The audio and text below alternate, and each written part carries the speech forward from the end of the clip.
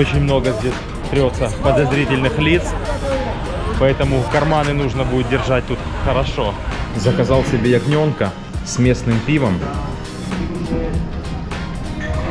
Довольно-таки парадоксально. Я из христианской части перешел в мусульманскую, а новогодняя атмосфера именно в мусульманской, в отличие от христианской. Эта территория была присвоена британцам, и они здесь сделали тюрьму, а после Второй мировой войны это место превратилось в приют для бездомных. Сегодня же здесь центр искусства, где есть галереи, мастерские, рестораны. Здесь вот, смотрю, много людей пропало. Missing person, missing person. Всем привет! Я снова приехал на Кипр, как и годом ранее. Я прилетел в Пафос, но в этот раз я решил не оставаться в Пафосе, а ознакомиться с другими интересными местами Кипра. Я снял машину и следую в столицу Кипра, Никосию. Что меня пока что смущает, так это левостороннее движение. В моей жизни такого опыта ранее еще не было, поэтому, когда я еду, я каждые 5 секунд повторяю себе: держи лево, держи лево, держи лево.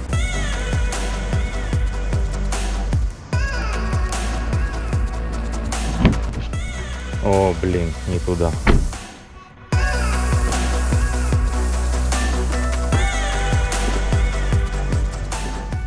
Первая моя остановка возле камня Афродиты. Проход к пляжу здесь через подземный туннель. Осталось мне, правда, разобраться, какой из этих камней является камнем Афродиты. Место на самом деле покрыто различными мифами и легендами. Главная легенда говорит о том, что именно здесь родилась богиня любви Афродита.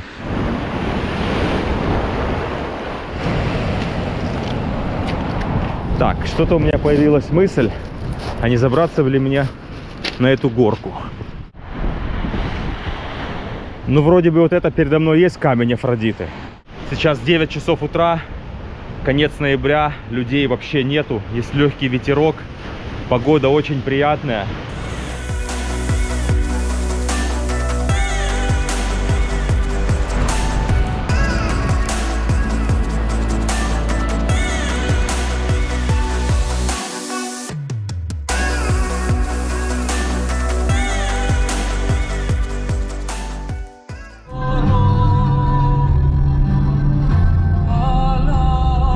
Следующая точка, в которой я решил остановиться, это античный город Курион.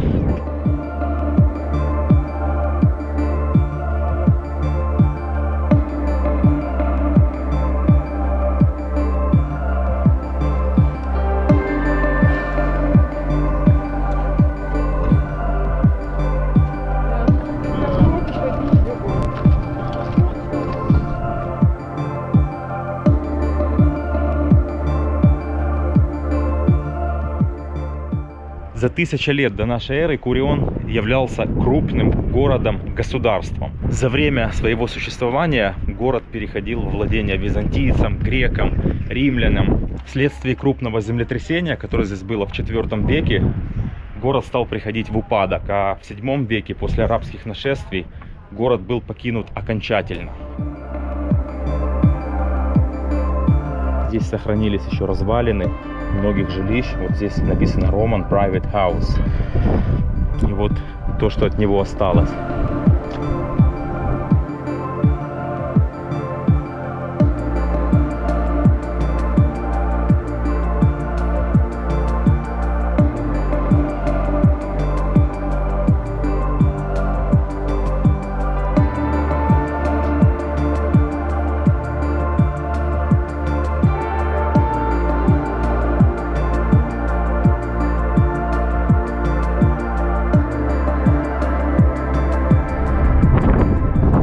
Сейчас я пришел в жилище гладиаторов, и так оно называется не из-за того, что здесь жили гладиаторы, а такое название этот дом получил из-за вот таких мозаик, на которых нарисованы гладиаторы, которые проводили учения перед боями.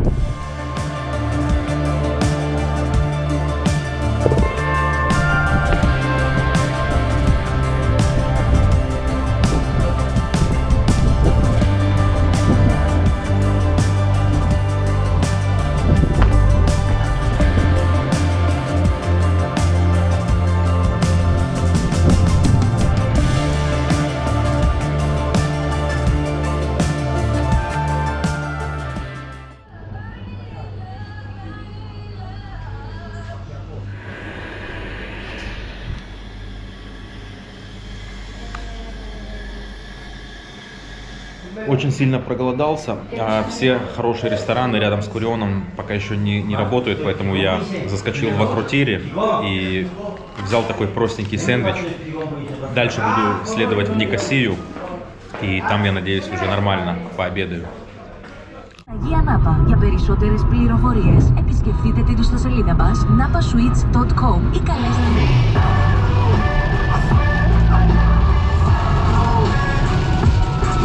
Ну что, прибыл я в столицу Кипра, Никосия.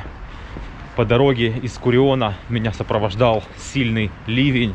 Я заселился в километре от старого города. По сути, старый город Никосия — это и есть главная достопримечательность, где находятся все самые интересные места. Никосия прежде всего интересна тем, что она разделена на две части, и граница в том числе проходит и через старый город. Одна часть — это Кипр, вторая часть — это Северный Кипр, то есть турецкая территория, которая признана в мире только Турцией. Сами киприоты считают эту территорией оккупированной.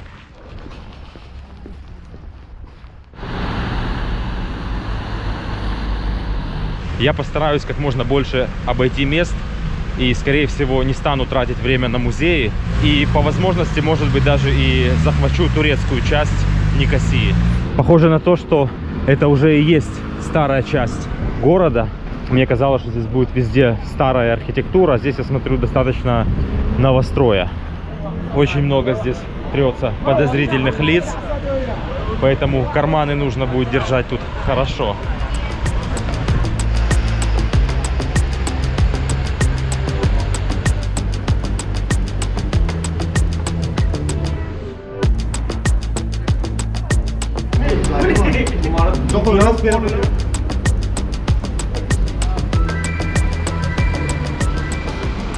Тут прямо одни приезжие. Я совсем иначе, если честно, представлял Никосию. Ну, почему я такой наивный? Я просто не изучал и практически не собирал информацию об этом городе. Ну, тут в основном люди из Африки, из Пакистана.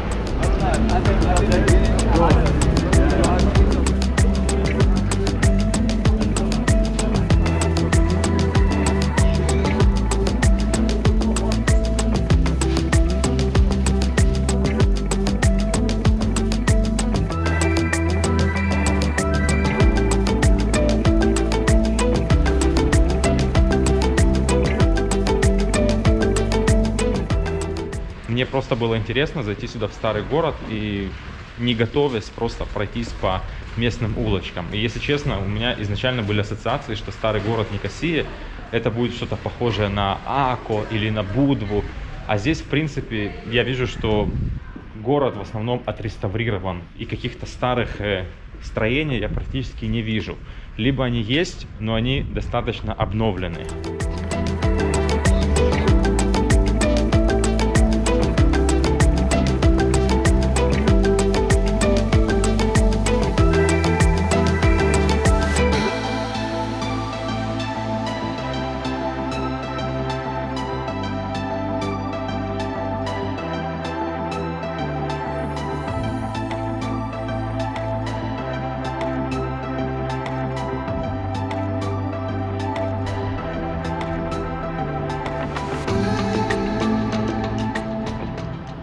Если честно, вот эти переулки мне немного напоминают районы города Влоре в Албании. Есть что-то общее. Местами дома отреставрированы, местами сохранили свою старину. И все это на фоне бесконечных строек.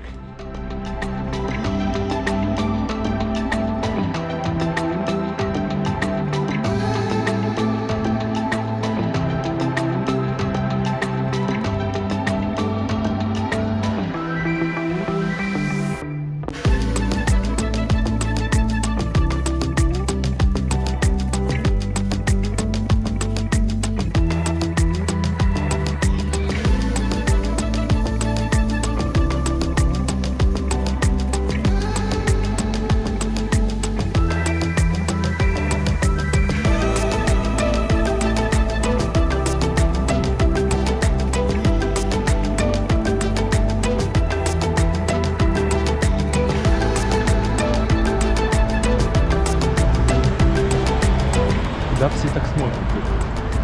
А, я понял, вы смотрите на греческий флаг, а вы смотрите на кипрский.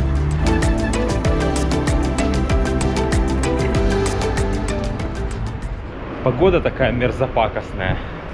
То совсем жарко, что хочется идти в одной футболке, то резкая перемена, становится прохладно, одеваешь куртку и кажется, что все равно холодно. Мне кажется, я проголодался. Сейчас высмотрел в гугле один ресторанчик с греческой национальной кухней, как раз находится рядом с переходом в турецкую часть. Поэтому мне как раз по пути. Здесь библиотека, и видите, какой сделали монумент в форме книги.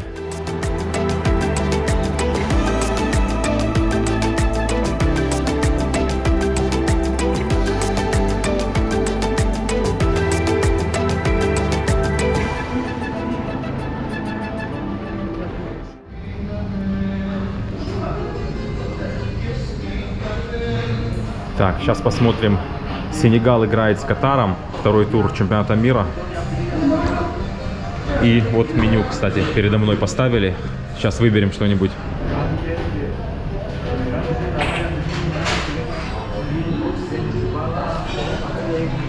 Достаточно уютная кафешка. Странно, что людей вообще здесь нету. Но тем не менее я решил пообедать в этом месте. Заказал себе ягненка с местным пивом.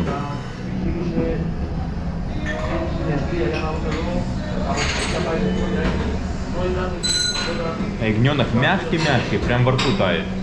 Немножко, правда, суховатый, но в целом неплохо. Сейчас я перейду на турецкую сторону.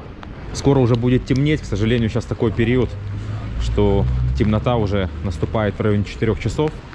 Но я думаю, у меня часик где-то есть. Я прошел практически без очереди. Проверяли паспорт, даже сканировали. Назад, я смотрю, больше желающих перейти на кипрскую сторону. Пройдусь я по турецкой части. Мне очень любопытно, насколько эта сторона отличается от той, с которой я пришел. Здесь есть еще один паспортный контроль. Сразу же попадаю в такую предновогоднюю атмосферу.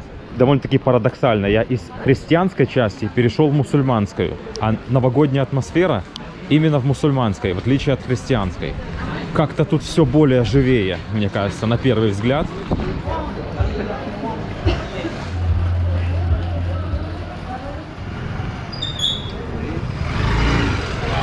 Так, теперь мне нужно привыкать к правостороннему движению.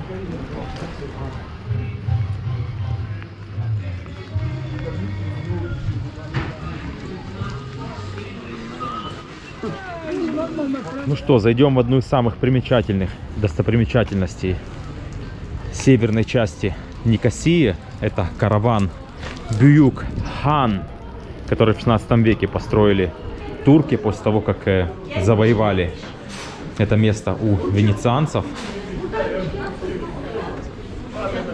В 1878 году эта территория была присвоена британцам, и они здесь сделали тюрьму, а после Второй мировой войны это место превратилось в приют для бездомных. Сегодня же здесь центр искусства, где есть галереи, мастерские, рестораны. Довольно-таки живописное место.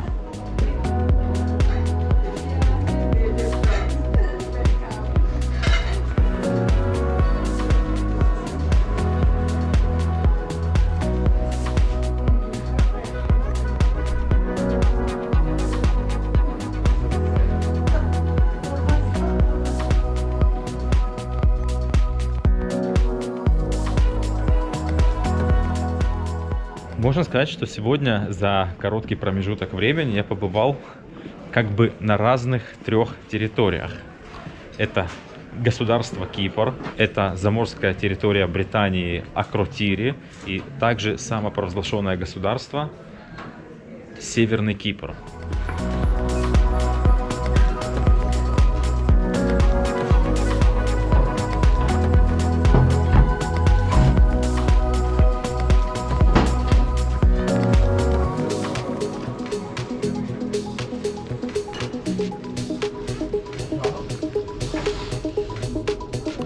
Не рыжекотничай.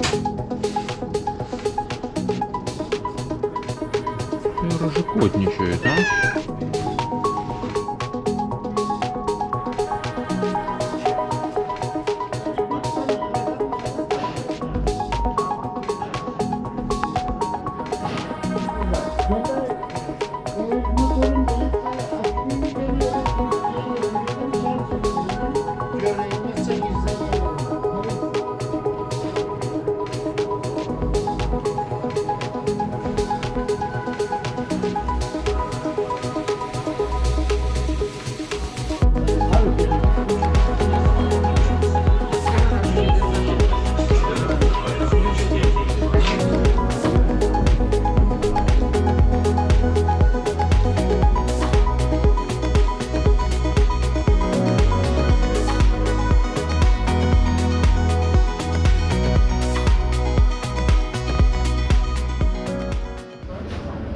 Здесь есть африканский маркет.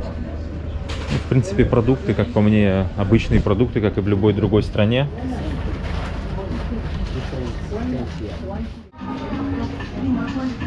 Тут целая банда собралась. Мне турецкая часть Никосии намного больше нравится, чем киприотская. Единственное, что я могу сожалеть лишь о том, что рано стемнело и меньше кайфа от того, что мне приходится здесь пребывать уже в темное время суток.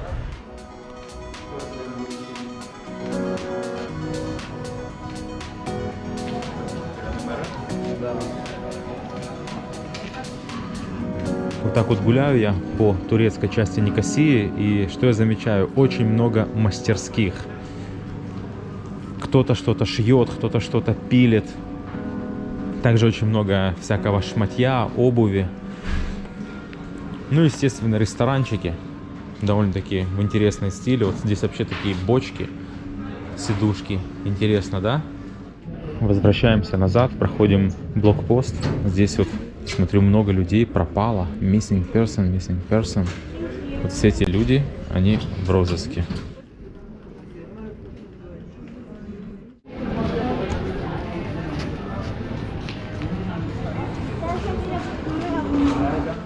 Пришло время поужинать. Сейчас я вернулся в старый город на кипрской стороне. Заказал себе вот такие традиционные кебабы с каким-то интересным соусом. Тут и остренькое, и йогурт. Сейчас потрескаю, запью пивком и пойдем смотреть Англию, США. Аль-Хешбон Абайт.